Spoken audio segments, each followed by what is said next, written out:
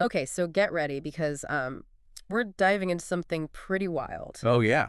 We're doing a deep dive on the 2003 film Alien Hunter. Okay. It's a story that kind of mixes science fiction with government conspiracies and all that. Sounds right up my alley. You always say that you're fascinated by, like, unexplained phenomena I am, yeah. and the possibility of alien contact. Absolutely. So this film really dives headfirst into those themes. Definitely does. It really makes you think, are we alone out there? Right.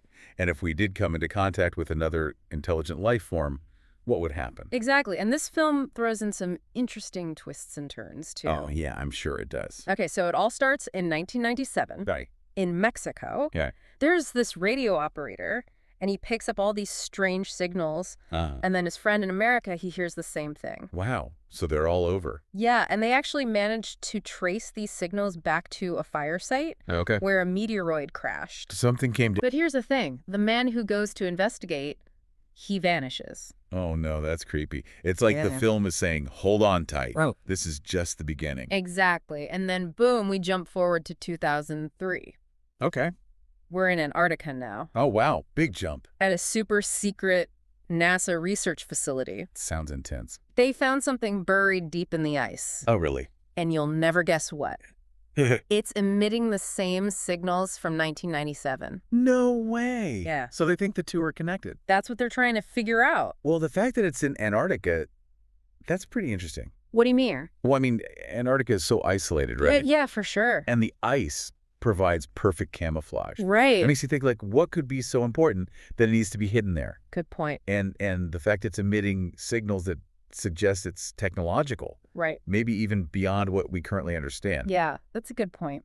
So we've got this mysterious object in a pretty mysterious location. And then we meet our main character, Julian. Julian. He's a scientist, and his specialty is decoding signals, Okay. especially the ones from space. So he's the guy for the job. Well, he's had some setbacks in his career. Oh, really? He had a previous alien research project that kind of went south. Oh, that's got to be tough. Yeah, but this new signal, this is his chance to make a comeback. I see. Yeah, he's like the classic scientist archetype. What do you mean? Like he's driven to uncover the truth no matter what. Right. Even when other people doubt him, he's not afraid to challenge the status quo. You can say that again? He's definitely going to face some challenges in this film, though. He will. And the first challenge is figuring out this signal. Right. He confirms that it's definitely not from Earth. Wow. And it's being picked up all over the globe. So this is a global thing. Yeah, this isn't just some local anomaly. This is something much bigger. I could see why the government and NASA would be freaking out. Definitely.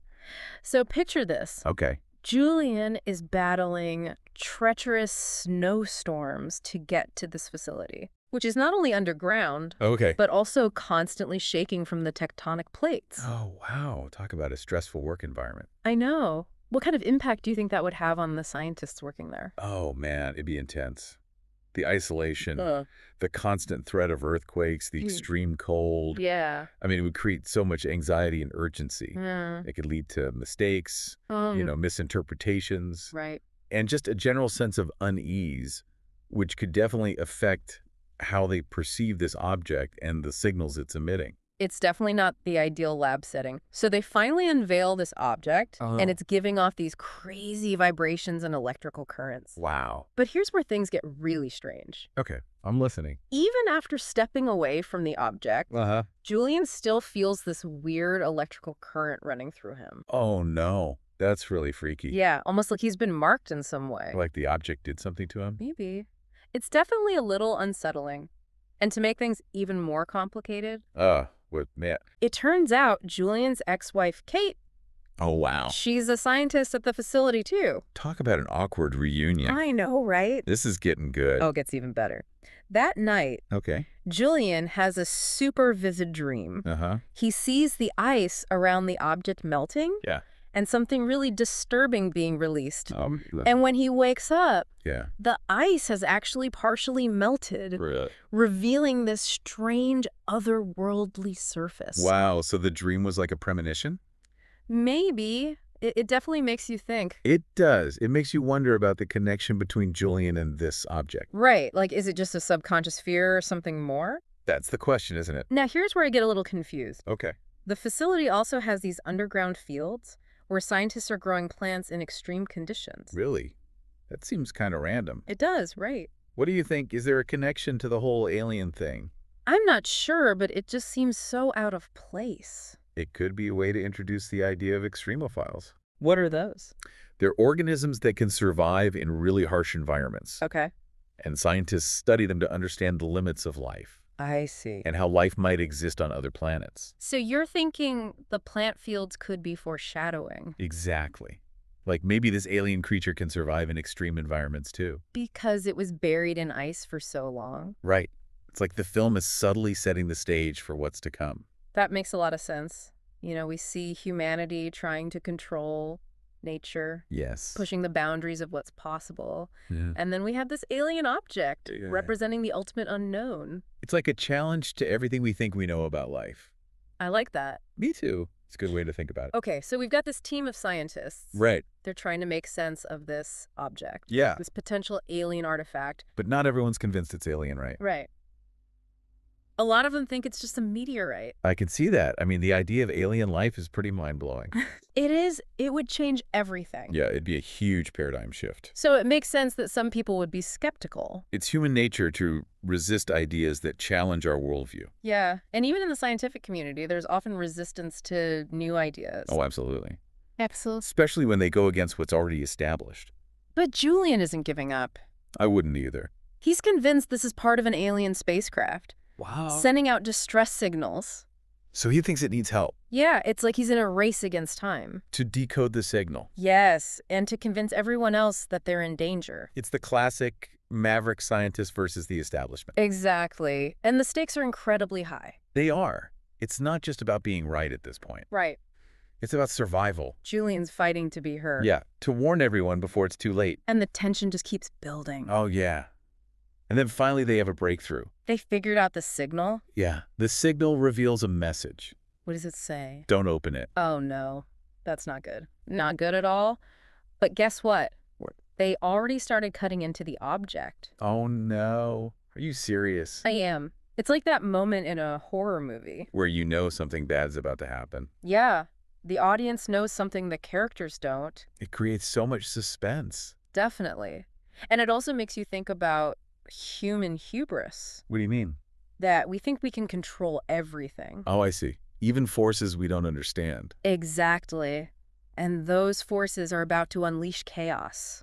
What happens? The object bursts open. Oh, wow. It releases this strange energy that kills some of the scientists. Oh, my God. And then this alien creature emerges, Deadly. spewing out deadly acidic smoke. Like something out of a nightmare. I know, it's terrifying.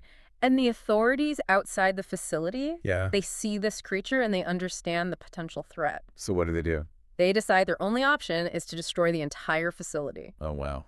So they're willing to sacrifice the scientists inside. Yeah, to protect the rest of the world. That's a tough call. It is. It's that classic moral dilemma. Sacrifice a few to save many. Yeah, a question that has haunted humanity for centuries. And this film really forces us to confront it. It does. So the scientists are trapped. Oh, no. They can't escape because of the storm outside. Yeah. And they're facing certain death if they stay. That's a no-win situation. It is. What would you do? I honestly don't know. It's a fight-or-flight situation, but both options seem deadly. It makes you think about what you would really do in that scenario. It does. Would you just give up, or would you keep fighting even when all hope seems lost? Julian, being Julian, he decides to face things head-on. Of course he does. He goes to find the alien. Oh, wow. And instead of attacking, Yeah. he makes a gesture of peace. That's pretty brave considering it just killed a bunch of people. It is. It's like he's choosing understanding over fear. That's amazing. I know. And incredibly, the alien responds. Really? It uses telekinesis to show Julian visions of its journey. So it's trying to communicate. Yes, it's trying to explain how it ended up on Earth. But then what happens? Well, just when we think we're going to get some answers, Oh.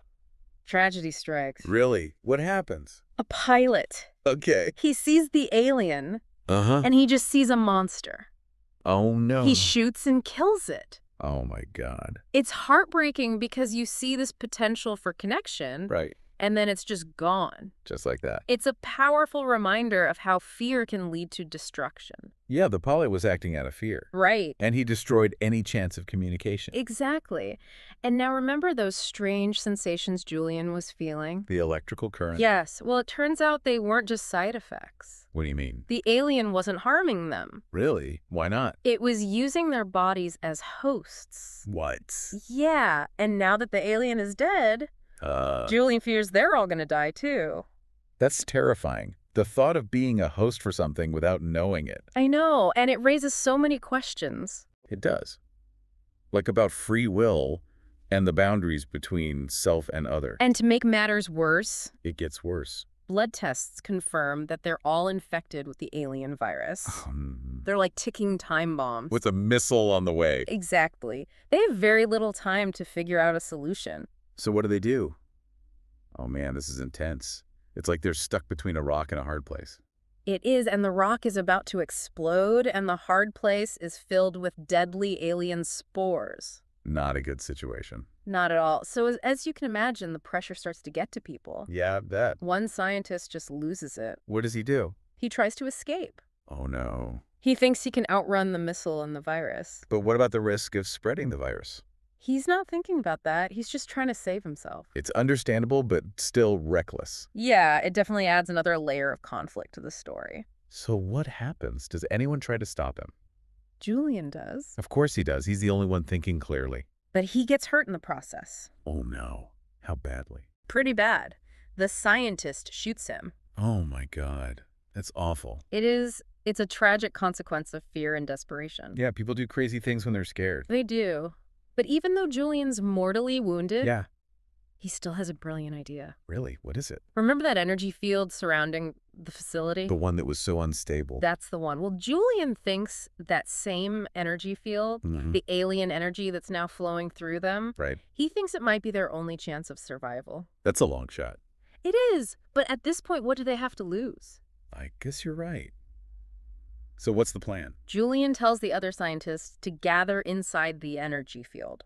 Okay. He says they need to slow their breathing Okay. and focus their minds. Like a meditation. Sort of. He believes that by synchronizing with the alien energy, Yeah. they might be able to ride the wave when the missile hits. That sounds pretty far out there. It does, I know. It's like something out of a sci-fi novel. It is. A group of scientists infected with an alien virus trying to merge with an energy field to survive a nuclear blast. It's wild. It really is. But that's what makes this film so captivating. Right. It pushes the boundaries of our imagination. Exactly. It makes you wonder, what if there are forces out there that we just don't understand? Like this alien energy. Right. So what happens? Well, the missile hits the facility. Yeah. There's a huge flash of light and then silence. Oh, wow. We see the energy field glowing brighter than ever, lifting into the sky and disappearing into the clouds. Oh, we don't know what happens to the scientists inside? We don't. Did they survive? Did the alien energy transport them somewhere else? Or were they just obliterated? The film leaves it open to interpretation. That's a pretty big cliffhanger. It is. It's up to the audience to decide what they think happened. So what's the takeaway from Alien Hunter? What should we be thinking about after watching this film? I think at its core, it's a story about humanity's encounter with the unknown. Right. Like, how do we react when faced with something we don't understand? Exactly. It explores our fear of the other, our desire to make sense of the universe, and the consequences of our actions when we encounter something beyond our comprehension. That's a lot to unpack. It is. And it reminds us that sometimes the biggest threat to humanity isn't something external. But ourselves. Yeah, our own fear and our inability to embrace the unknown. That's a powerful message. It is. Fear can be a powerful motivator. It can. But it can also blind us to possibilities and opportunities for connection. I agree. So I guess the film is asking us, how would we react if we encountered something truly alien? Would we welcome it? Would we try to understand it? Or would we let fear control us? Those are big questions. They are. And as we wrap up this deep dive into Alien Hunter, Yeah. I want you to think about those questions. What would you do? How would you react? And until next time, keep exploring, keep questioning, and keep looking up at the stars. You never know what wonders or terrors might be waiting out there. So they're infected. They've got a missile heading their way and they're trapped. It's a desperate situation. It is. And one of the scientists just cracks. What do you He mean? tries to escape. He thinks he can get away from the missile and the virus. So he's not thinking about anyone else. Not really. He's just focused on saving himself. I can't say I blame him. I know it's a natural reaction, Hmm. but it's dangerous because he could spread the virus. Does anyone try to stop him? Julian does. He tries to reason with him, but the Mm. scientist panics and shoots Julian. Oh, no. Yeah, it's a terrible moment. Oh. But even though he's dying, Julian comes up with one last idea. What is it? He remembers the energy field that surrounds the facility. The unstable one. Yeah, he believes that same energy field, the alien energy that's now a part of them, might be their only hope. So what does he do? He tells the other scientists to go into the energy field. He tells them to slow their breathing and clear their minds. It's like a meditation. Kind of. He thinks that if they can synchronize with the alien energy, they might be able to ride the wave when the missile hits. That sounds pretty incredible. It does, right? It's like a last-ditch effort to survive something that seems impossible. So what happens? Do they make it? We see the missile hit the facility. There's a blinding flash and then silence. Hmm. And then we see the energy field lifting up into the sky, disappearing into the clouds. But we don't see the scientists. No, we don't know if they survived. Were they transported somewhere else? Did they merge with the alien energy? Or were they destroyed? It's a pretty big mystery. It is. And I think that's what makes this film so interesting. It leaves us with more questions than answers. It makes you think. It does. What would you do in that situation? Would you have faith in Julian's plan? It's a tough call. It is. But I think that's the point of the film. It's not about giving us easy answers. Right. It's about exploring the unknown and challenging our assumptions. And reminding us that sometimes the greatest discoveries come from the most unexpected places. So as we wrap up this deep dive into Alien Hunter, I hope it's left you with a sense of wonder and a few questions to ponder. I hope so too. What does it mean to encounter the unknown? How would we react to something truly alien? And what are the limits of our own understanding? Until next time, keep exploring, keep questioning, and keep looking up at the stars.